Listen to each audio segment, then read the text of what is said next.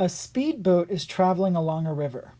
When it's going downstream, it can travel 120 miles in 4 hours. When it's going upstream, it takes 5 hours to complete the return journey.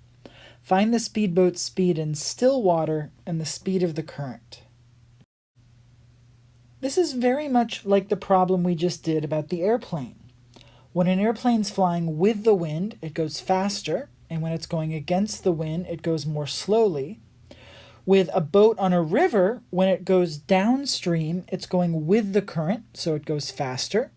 And when it goes upstream, it's going against the current, so it goes more slowly.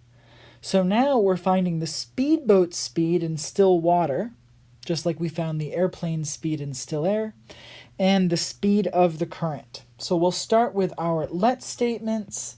Let's let the speedboat's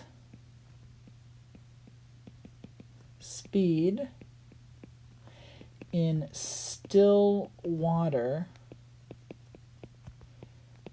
be x, and let's let the speed of the current be y. Now, just like the last problem, we're going to use a table to organize our information. So let's make our table. Just like before, it's going to have 2 rows and 3 columns. We're going to label the columns rate or speed times time equals distance, because that's the relationship between the boat's speed, the time it takes, and the distance it travels. Now we have to label the rows, and the information we're given is separated into the part where it's going downstream and then where it's going upstream. So that's how we're going to label our rows. We'll have downstream and upstream. And we can fill in our table. We need to start with the speed that the boat's going when it goes downstream. Now, when it's going downstream, it's going with the current, so it goes a bit faster.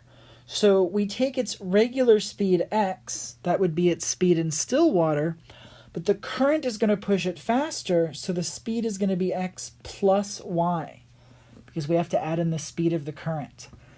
When it's going upstream, it's going against the current. The current's going to slow it down, so its speed is going to be x minus y. The time that it takes to go downstream, we're given that. It's 4 hours. And then to go upstream, it's 5 hours. And then just like the other problems, to get the third column, we multiply across.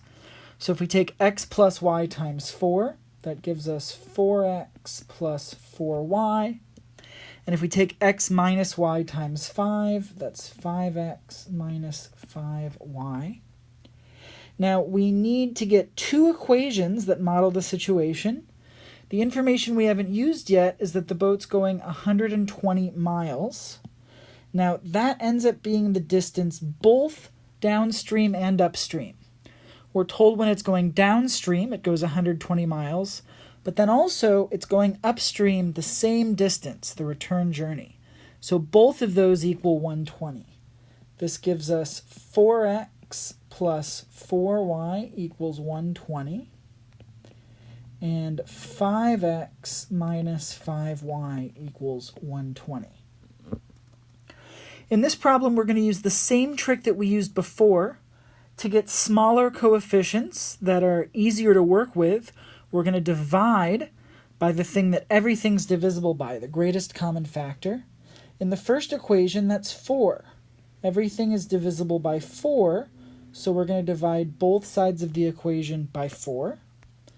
That gives us x plus y equals 120 divided by 4 is 30. And then if we look at the other equation, the greatest common factor, the biggest thing they're all divisible by, is 5. So we can divide both sides of that equation by 5 to simplify. That gives us x minus y equals 120 divided by 5 is 24. Now at this point we could use elimination or substitution. Either would work.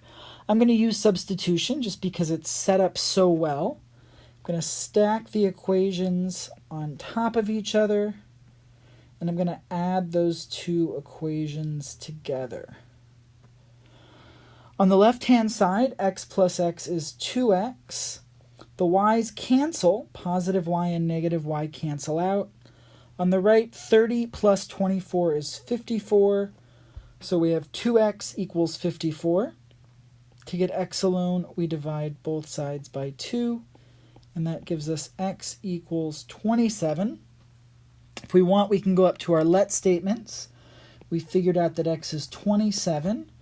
And this is a speed, and we're dealing with miles and hours. So this is miles per hour. Next, we need to find y. At this point, because we know x, we can plug it into any equation that has x and y in it. But I'm going to pick this one, x plus y equals 30, because we're solving for y, and in that one the coefficient of y is 1, so that's probably the easiest. We have x plus y equals 30, x is 27, so 27 plus y equals 30.